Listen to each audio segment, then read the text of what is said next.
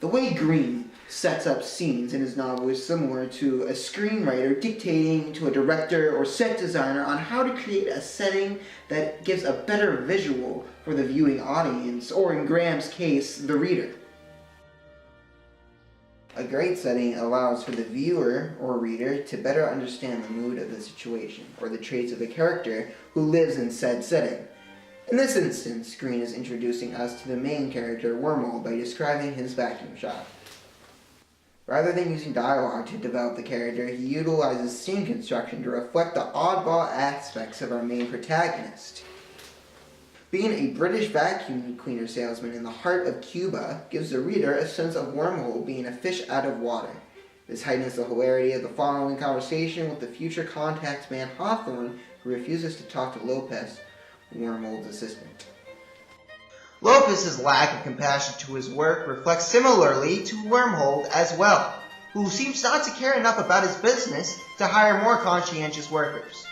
This lack of investment in his own job could be an important factor in his reasoning to work with Hawthorne and the British Embassy. Drawing from this sense of the scene, even though Greene didn't directly put this in his text, the filmmaker is able to fill in the spaces that Greene has not filled through the use of visual medium. One can infer that Wormhole would take over the business handling because Lopez was fed up with the silent customer. A filmmaker can also add something like a handshake into his visual medium to further establish an introduction between two characters. In contrast to setting up humor, a great description of a setting allows the reader or the viewer to feel a sense of chaos or discomfort. This is evident in the scene where Hasselbacker's home has been frantically picked through and destroyed. Through the description of the disheveled house alone, Greene gives a sense of urgency and despair that cannot be achieved otherwise. The following conversation is supported by the visual that is given to the reader.